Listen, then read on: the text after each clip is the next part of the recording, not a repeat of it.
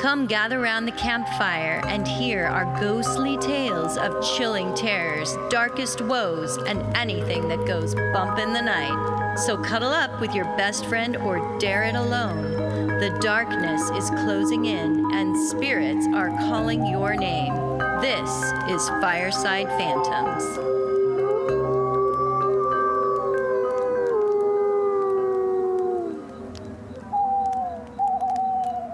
So, you know what today is?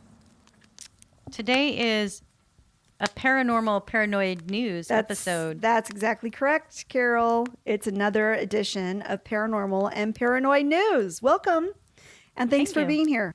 The first story I want to talk about is a well-known internet story that I chose not to cover for the fact that it's been covered by about 1 billion people on the internet, but it is essentially the Dyatlov Pass mystery. Yes. They believe it's been solved. I heard that. Mm-hmm. So I wanted to give everyone an update on well, first of all, to let people know what the story is that don't know the story. And then second of all, talk about the different theories that they've thrown at this series of events. And number 3, what the new investigation has come out and said happened to these people. And then the aftermath of that. So this is kind of a long story, but if you're interested in the Dyatlov Pass story, you're going to want to listen if you don't know the latest and greatest. So for those of you who don't know the story of Dyatlov Pass, Dyatlov is actually the name of a hiker in Russia who put together a group of other hikers, about 9 people. Actually, there was 10 altogether, but one guy ended up going back early. And then so there was 9 of them that went up into the Ural Mountains of Russia to essentially go on a hiking trek in the middle of February when it was ice cold baby out there. They ended up not returning. And so eventually the search and rescue party went up there to look for them and found them. And it was very bizarre how they found them, and they were not clear how they died. That's essentially what happened in a nutshell. But this it's called the Dyatlov Pass mystery, not because of the pass they died at was named Dyatlov. It was because it was the name of the lead hiker. So it's kind of confusing, but whatever. So in 1959, these 9 Russian skiers go up into the Ural Mountains of Russia in the dead of winter, like I said. They don't return. A couple weeks later, they send up a search party. They find their tent, and it has been cut open from the inside, and everybody that was in the tent is gone. They did find their footprints and determined that this group of people had walked calmly away from the site in either their stocking feet, their bare feet, or one person had a boot and a sock on, but they could track their footprints through the snow. They follow them down to this tree line where they find 2 members of the party. And when they find these 2 members, they're both under a tree wearing only their underwear. And obviously they had been sitting next to a burning fire. So they also looked up in the tree and they found there was broken branches about 12 to 15 feet up with skin enclosed on the trunk of the tree. So they're trying to figure out why on earth these men in such cold, windy, terrible, unsurvivable conditions are in their underwear sitting out underneath this tree and they're dead. They're trying to go, what happened here? Right. Very mysterious. Very weird. And where are the other people? They're only finding these first 2. They eventually find a couple more of the hikers, and they're fully clothed, and they are on a trail heading back to the tent, which was in pitch black darkness. But it looked like they were trying to find their way back to the tent. I think they found 2 or 3 more of them, and they had frozen to death. Eventually, they find a 4th hiker who had also frozen to death, trying to find his way back to the tent. So now they have, I think, 6 of them or so. Or actually, no, I'm sorry. They had 5 of them. Yeah, they had found 5 people. So they brought them in and they did autopsies. And what they found was the 2 men they found by the fire had blackened fingers and 3rd-degree burns on their bodies. One guy had burns along his shin and foot. Another had burned hair on one side of his scalp. And one of them had actually bitten off a chunk of his hand, and they found it in his mouth. Ew. Yeah. And yeah, so in all the bodies had various bruises, cuts, and scratches on them. So they couldn't understand why these people would cut open their tent from the inside and take off, knowing full well that their ability to survive under those kind of harsh weather conditions and various states of undress were not going to be survivable, right? They were not going to be able to live out there without their clothes. And why on earth would they take off, right? So they were trying to figure this out. A few months later, a hunter and his dog find the other 4 victims, and they are found, in a snow den inside of a stream bed, not far away from the tree where the 2 men had been found with the burns. When they found those 4 members, they extracted their bodies. They were under a massive pile of snow, and one of the hiker's skulls was so pulverized that pieces of bone were driven into his brain. And 2 of the other people that they found in the snow cave had crushed chests and broken ribs with massive hemorrhaging. And even stranger still, one of them was missing an eye, while another was missing both eyes, a ton in the upper lip. Yeah, that's so strange. It's just like they got pummeled by something. Right. So when reviewing the bodies, it was determined that some of the hikers were wearing clothing cut off the bodies as some of the other hikers, like the 2 men they found by the fire. They had cut their clothes off and were wearing their clothes as well. Didn't you say a long time ago that people who get cold or frostbite feel hot? Yeah. And they like to take off their clothes. Yeah, it's true. Yeah, it's I part wonder of if the that delirium played that you go through. It into could have, that. I suppose. But they said they were cut, so I don't know if the men cut them themselves or if they cut them later. I don't know. But even stranger still, some of these clothes showed that they were emitting high levels of radiation. Oh, my goodness. Which makes it even stranger. The Russian government didn't like anything about this investigation, so they shut it down. And the lead detective said, he closed the case, and he said, it should be concluded that the case of the hiker's demise was an overwhelming force which they were not able to overcome. And that was not a very good resolution for the families of these hikers. No. They were like, that's ridiculous. That's totally lame. So it opened the door for this story to be hotly debated for years. People have speculated everything from an alien attack to Yetis living up in the woods that attacked them, to a group of indigenous people that attacked them, to a Russian missile test gone awry. They were killed by the KGB. You name it, someone has theorized about this case somehow, right? So the families of the hikers have been adamant that they want the case reopened and answers given as to why their loved ones died that February night. Finally, 2 years ago, now this happened in 1959, but they didn't reopen the case until 2 years ago. So it's been a long time, and there's not many relatives left alive of these people who died that are still trying to get the government to go back and look at this. But finally, 2 years ago, the Russian government was like, fine, we will go back and check this out. It was investigated by a prosecutor named Andrei Kurikov. Hopefully I'm saying that correctly. He actually did a pretty good job. He put together a team of scientists to study the Dyatlov Pass incident, and not just through the photos. He brought his team up to the area in 2019 in the dead of winter so they could really determine what happened to these hikers under the same conditions. They were able to determine where the tent had been placed in 1959 by using a process called photogrammetry, which included referencing the images taken of the tent in 1959. They were able to determine that the hikers had pitched their tent in a somewhat precarious location, and the weather that night was much more extreme than they had originally thought. They were battling a storm that included 65 miles per hour winds and temperatures and the minus 30-degree range. That's really cool. Yes. Okay. So after collecting this information, Kurikov was able to dismiss 72 of the 75 possibilities commonly discussed about that night.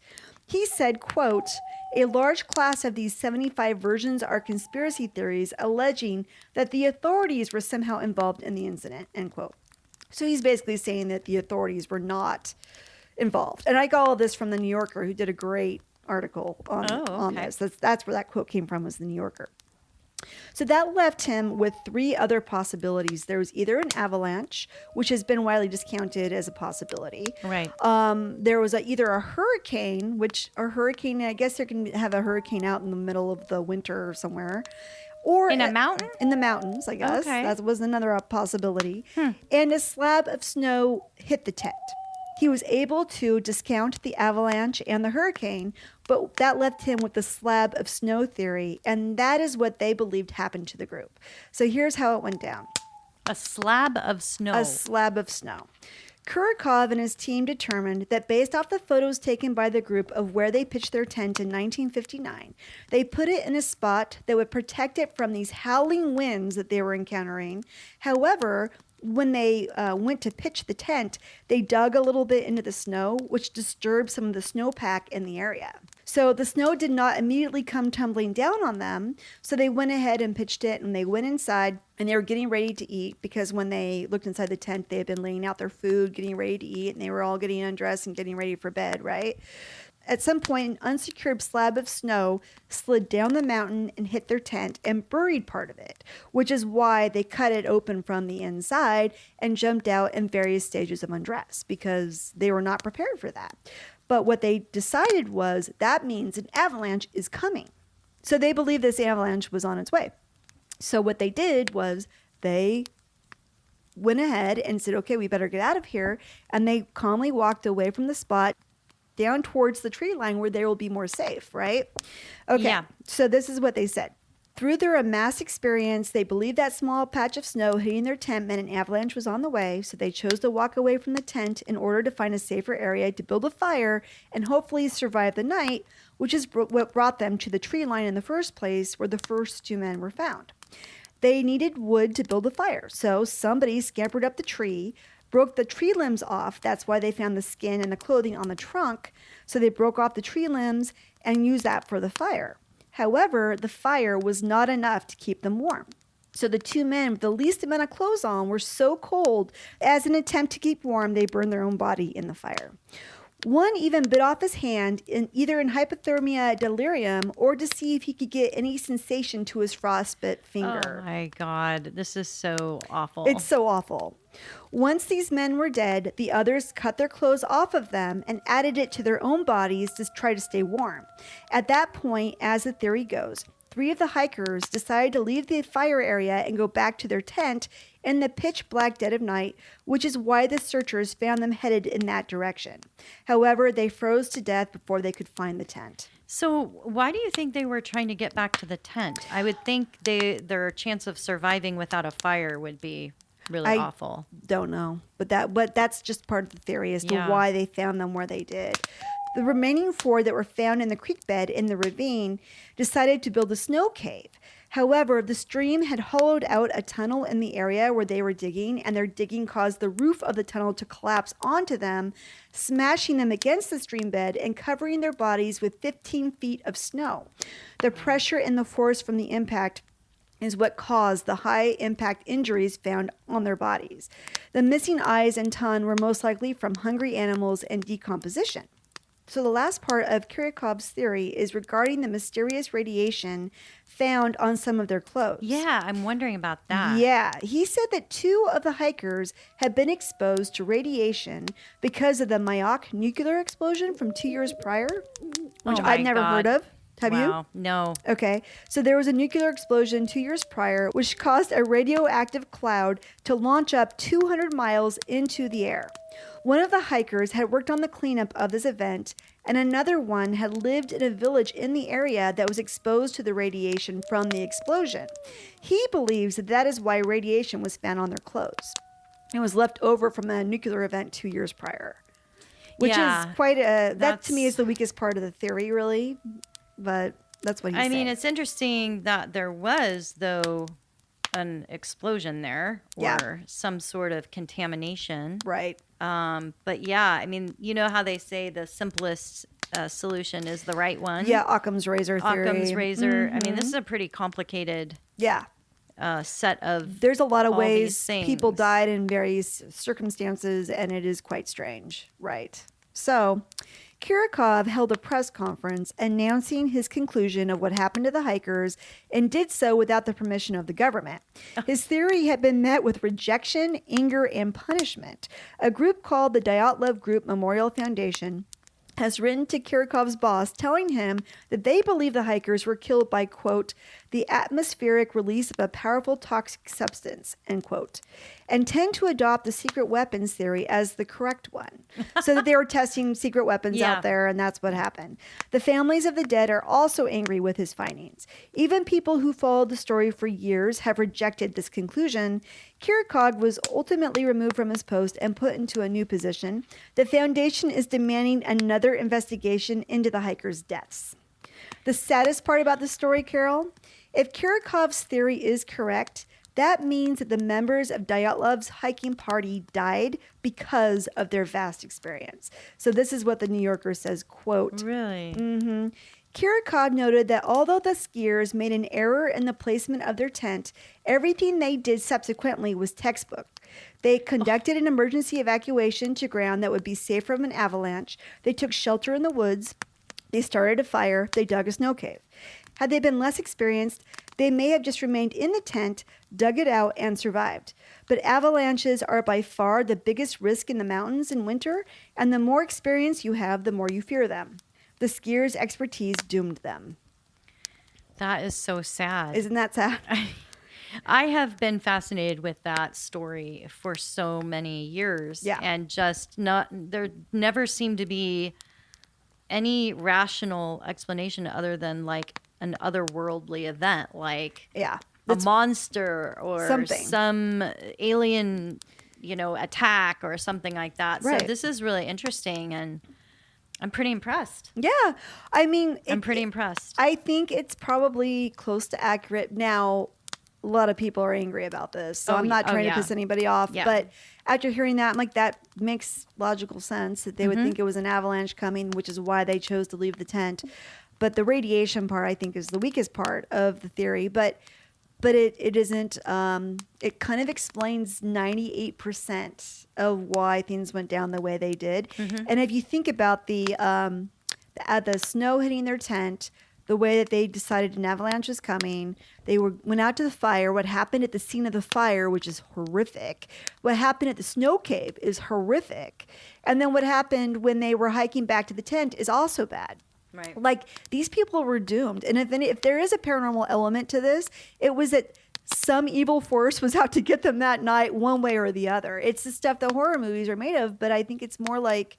It's more of a the nature versus man than anything else. Right. And I think people are just really disappointed, too, because if it ever was found out it was a government experiment or something like that, these families could be compensated at some point. Right. And so I can see how they just really don't want to accept this as the only answer and still want to continue with an investigation. And I don't know if it's the families that are asking for it or just the research facility, right? You said I think the families do as well. I think nobody likes this theory. Right. They don't think. They all think. I think most of them. I do too. But I think most of them don't trust the government. They feel like the government was somehow involved. Yeah. But you know what? They've been tracking it a lot more closely than I have. So perhaps they have more information that makes them believe that. Right.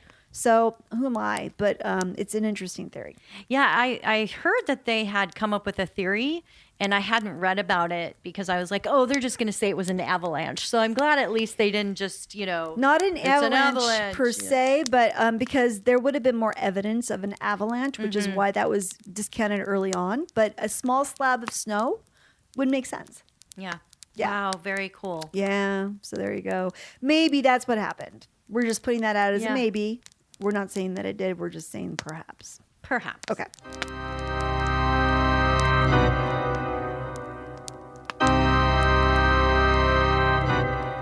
So my next story, Carol, I know you already know all about it because you sent it to me. I did. Yeah. I send Holly so many stories that I come across that I'm like, here, you might want to use this. From Coast to Coast AM, many residents in the town. Coast to Coast. Many residents in the town of Monteguedo claim to have seen a UFO, or as they put it, quote, a puzzling halo of light appear in the sky and descend to the ground, end quote. Once on the ground, said object released a theme from the craft. They described it as, quote, approximately 1 foot tall and sported 3 fingers on each of its hands, end quote. It was also reported that it had big eyes, but it was blind. Upon touching the earth, the thing apparently stood up and then started wandering the streets of the town and scaring everyone who saw it, which apparently was quite a few people, Carol. Oh, really? The people said it was like the chupacabra. Nice. Which validates our theory that El Chupacabras are just pet dogs for aliens. Right. I was thinking that with the 3 fingers and everything. I'm like, ooh, this would it's make a pet. That's right. This would make perfect sense that they were just letting their chupacabra out, probably to pee and run around a little bit before they beamed it back up into their spacecraft, probably along with a cow or two. The residents claimed that the creature eventually disappeared along with the weird UFO craft that they saw. There were also some marks left on the ground from where the thing had been. This was such a big event that it was even covered by a Telemundo show called El Rojo Vivo. They were able to interview some of the witnesses, and they showed their drawings of the chupacabra or the thing that they saw. And that is so cool. I love it when we're validated with an idea that it's a escaped pet. I know, right? So funny. They're totally working together. The They chupacabras and They the are. aliens. We know that for sure. Yeah. So we also have an update on the Sasquatch quest happening in the great state of Oklahoma. Yes, what's going on there? The bounty is now up to $3 million. No, it keeps getting higher. It's getting higher. And they're definitely doubling down on the fact that they are the state where Bigfoot lives. I am sorry, bitches, but no, he lives in the Pacific Northwest as well. Absolutely. I've seen him, so Yeah. I know. Carol's dated him. So, you know. Oh, that was a long time ago. It's a long time ago. He had a lot of back hair. She was not into it. So, yeah, but they have doubled down and now it's up to $3 million. There's a video on YouTube showing Justin Humphreys, the representative from Oklahoma who's pushing this whole thing, the Oklahoma House of Representatives, to let them know how excited he is for this promotion and how surprised he was by how much attention the idea has garnered for the great state of Oklahoma. More specifically, the southeast corner of Oklahoma, where he says Bigfoot surely lives. Where the only trees are in Oklahoma. Probably. No, I'm kidding. There's that I really forest of don't know 5 trees. Oklahoma. Yeah. And he just jumps from one tree to the next. Like a monkey. Like a monkey. He said when he filed the original Bigfoot bill, it was just a, quote, shell bill, and that he was just trying to drum up attention for a festival in Honobe, Oklahoma. I don't know if I'm saying that correctly, which he claims is Bigfoot's home. Now he says there are film crews coming to Oklahoma and movie producers coming there trying to make movies about Bigfoot. So he's drumming up a lot of money, not just from the tourism, but from the film industry as well. So they're all coming out there to like figure out how they can make movies and make money, obviously off of this Bigfoot thing that he's got going on. So he dressed the house and they're all kind of laughing and snickering about it and stuff. But he brought a guy with him named Phil Silva. Phil Silva owns Gas Squatch, which is a gas station Bigfoot tourist stop. And during the speech, he pulled Humphreys aside and whispered in his ear. And after he did that, Humphreys went back to the microphone and said that, oh, it looks like we're going to up the bounty to $3 million. So I don't know if this Phil Silva is the one fronting the rest of the money to get them up to the $3 million mark or what, but it came off looking like that. So anyway, $3 million now for Bigfoot in Oklahoma. I heard that the Real Housewives of Beverly Hills is going out there to find Bigfoot, which I thought was funny. I hadn't heard that. They are? Yeah. And my I God. think that's going to be It's comedy, pure comedy. Catching fire. Yeah. It really is. I mean, I guess it's brilliant for the marketing strategy that he's trying to employ, but yeah, it's kind of funny. Cool. Yes. So another news, Other news. The Secrets of Skinwalker Ranch is back on the History Channel for season 2. Yay! History Channel. Yeah, I'm very excited about this. And for those of you who don't know what Skinwalker Ranch is, it's a ranch in northeastern Utah, and it has been a hotspot for various strange and paranormal activity, including cattle mutilations, sightings of UFOs and orbs, portals, and strange wolf-like creatures. Portals and strange wolf-like creatures that parole the land. The current owner of Skinwalker Ranch, Brandon Fugel, recently wrote a great article for Newsweek in which he talks about buying the Skinwalker Ranch, which I will link in our show notes below. He says he's not really necessarily a believer, but he is an experiencer, and he makes a distinction between the two, which I think is really cool. So he said that in the fall of 2016, he was traveling east on a dirt road along the ranch with several other witnesses with him when they all saw a flying saucer hovering above the mesa. He said from that point forward, he said, quote, "From that point forward, installing an appropriately instrumented observational scientific surveillance program became the top priority in my stewardship," end quote. So he's experienced something he can't explain. Yeah. But he believes that it can be explained eventually, which is why he bought Skinwalker Ranch to begin with. He thought that would be really great for him to be a part of finding out what's really going on there. So he had that experience in 2016, and that's really compelled him to, like I said, not be a believer necessarily. He just doesn't have all the information, but he's definitely an experiencer, which I think is a great way to distinguish between the two terms. Are we experiencers for the most part? Or are you a believer? I don't think I'm an experiencer because I don't believe I've ever had an experience with a UFO. Oh, you know what? Yeah, I haven't either. But I have seen a lot of evidence that could support there's something out there. So I'm not necessarily a believer, but I do believe there's something out there that we don't know what it is. Yeah, I'm not an experiencer or believer, but I am a possibility-er. A possibility, that's even better. I don't even think that's a word. It's not, but I'm open.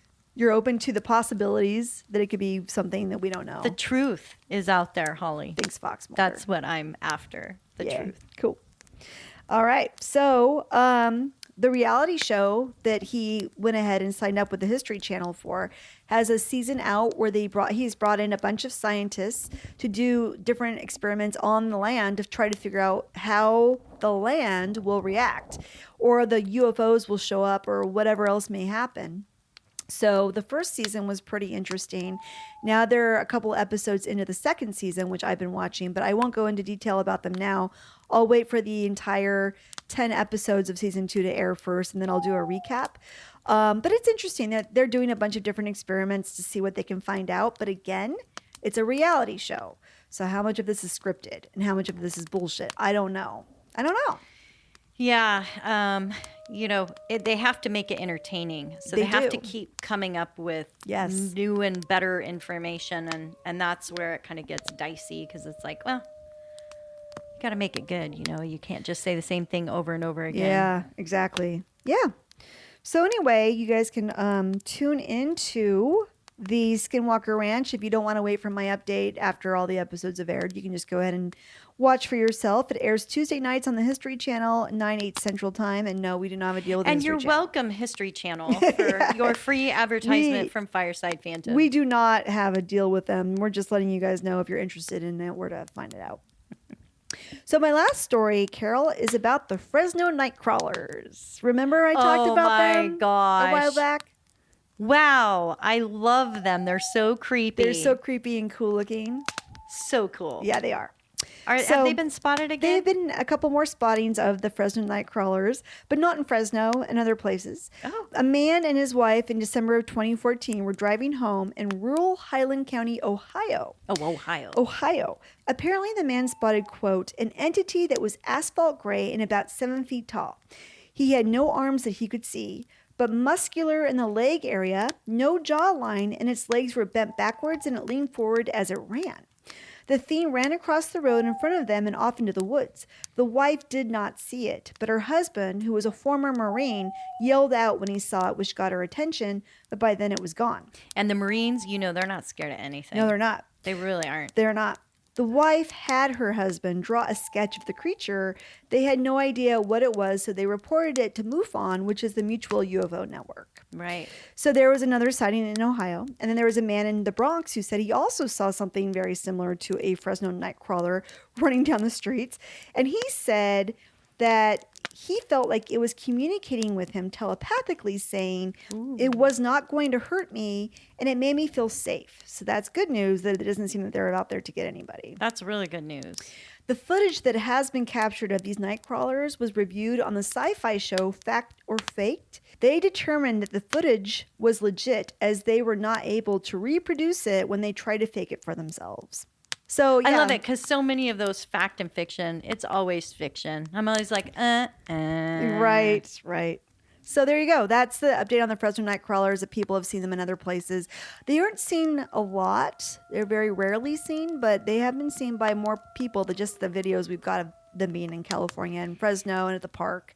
You know, Ohio, you could, earn some money for your state and just have a Nightcrawler hunt. Just raise like $3 million. There you go. Have a big hunt. Go looking for the Nightcrawlers. Put your Nightcrawlers. competition at the same time as the Bigfoot competition. Oh. Have the two O's going at it. O. Cryptid versus cryptid. Cryptid versus cryptid. So there you go. You can have a Fresno Nightcrawler contest in Ohio versus the Oklahoma Sasquatch. And we should just do Bigfoot here in Oregon because we know that's really where he is. So we should just also just do it and just copy it. That's right, Carol. I loved your stories. Thanks. What should we do our tarot reading on? We should do it on the Dyatlov Pass if that really is the answer, if that's really true. Okay. I think we could find that out by the cards. That sounds good. We'll be right back. Thanks, guys.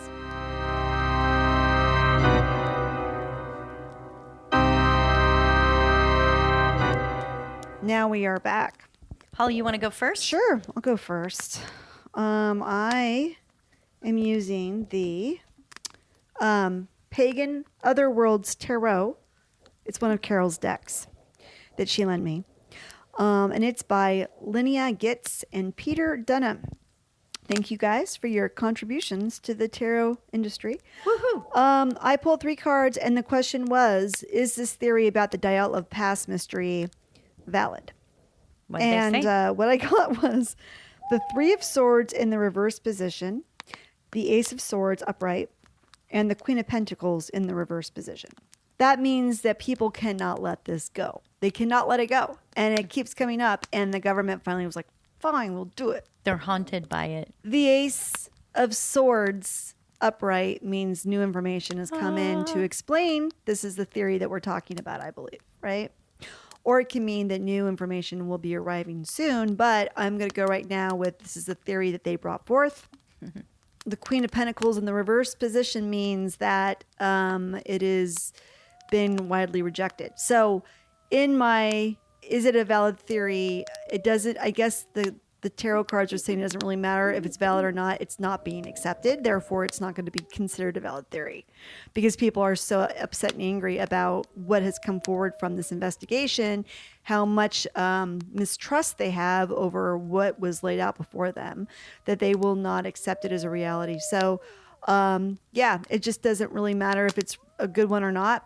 People will not accept it as real. Wow. So that just correlates a lot with what I drew. Oh, really? I drew the Death card reversed.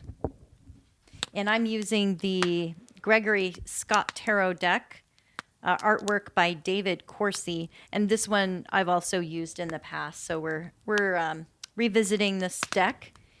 The Death card is refusing to let something just die. You don't get closure on it. Okay.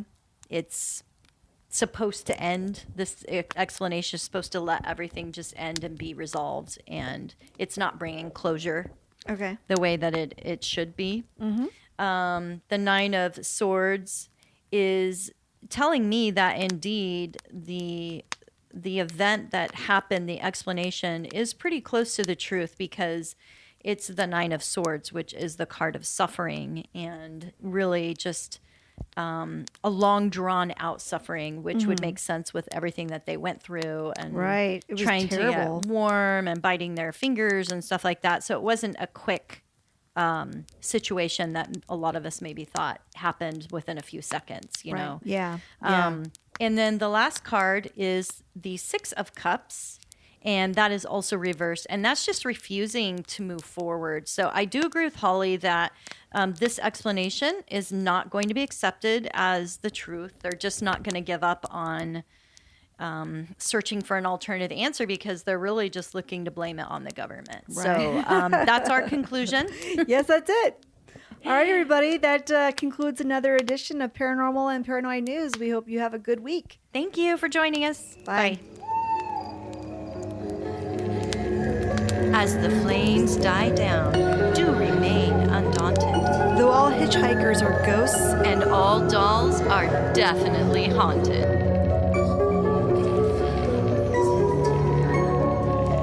hey guys, be sure to follow us on Instagram. Our handle is @FiresidePhantoms. If you have a spooky story you would like to share with us, send it to firesidephantoms@gmail.com and you may hear it on a future episode.